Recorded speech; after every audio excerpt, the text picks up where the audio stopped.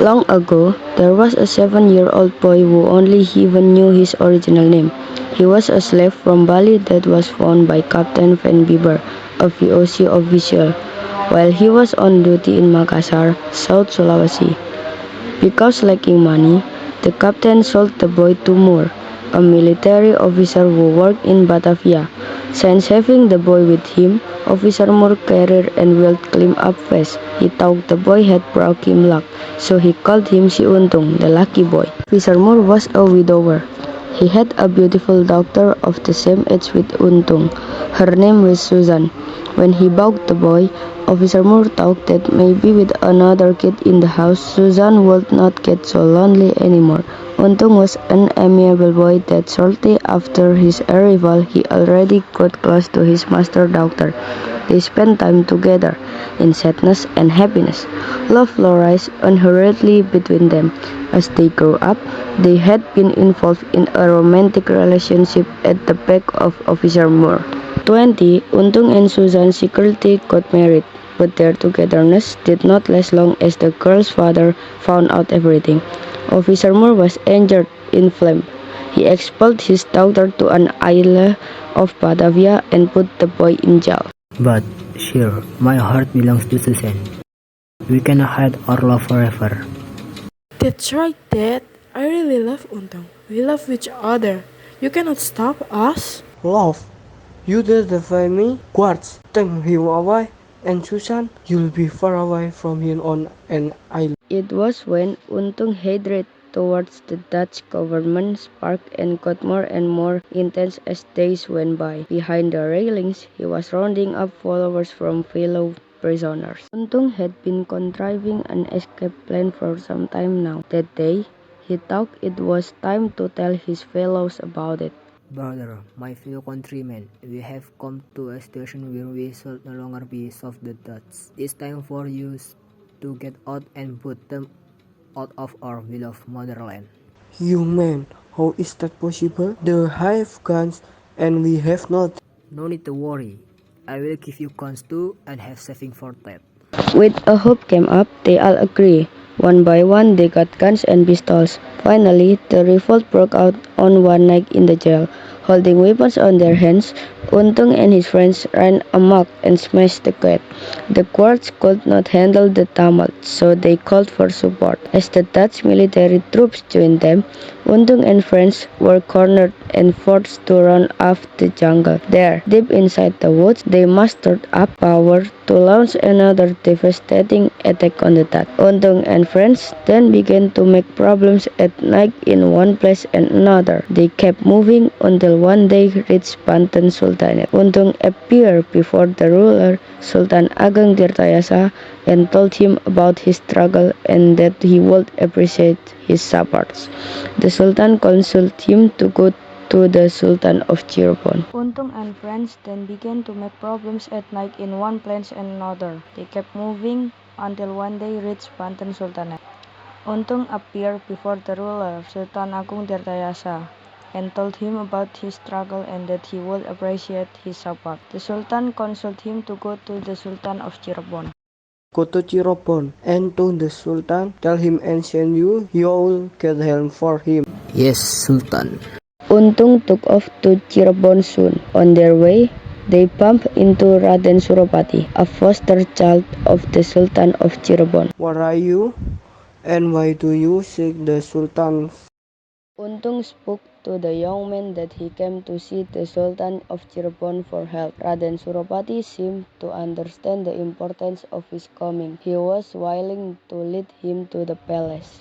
Well, in that case, we will take you to the Sultan, but first you have to request your weapons to us. They gave up all their weapons. Untung himself had his guns but not his patron. The small dagger was the only thing that he would not give to anyone.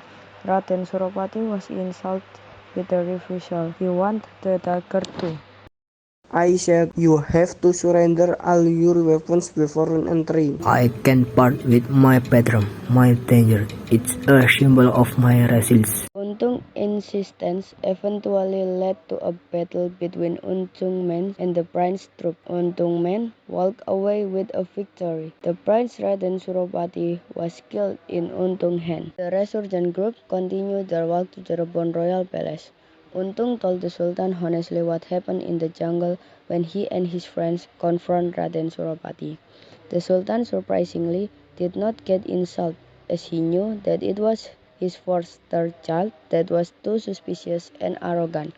He welcomed Untung warmly. He even gave the name Suropati to his quest. Since then, the young man's name became Untung Suropati. Some time later, the Sultan told Untung to go to Mataram and serve Sunan Mangkurat II, who resided in Kartasura. Untung did everything he was told. Some time later, the Sultan told Untung to go to Mataram and serve Sunan Mangkurat II, who resided in Kartasura. Untung did everything he was told.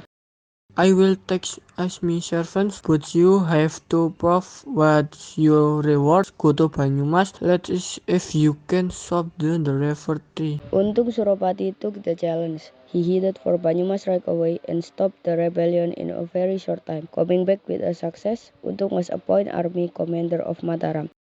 At the same time, the Dutch heard about Untung and once sent their troops to Kartasura.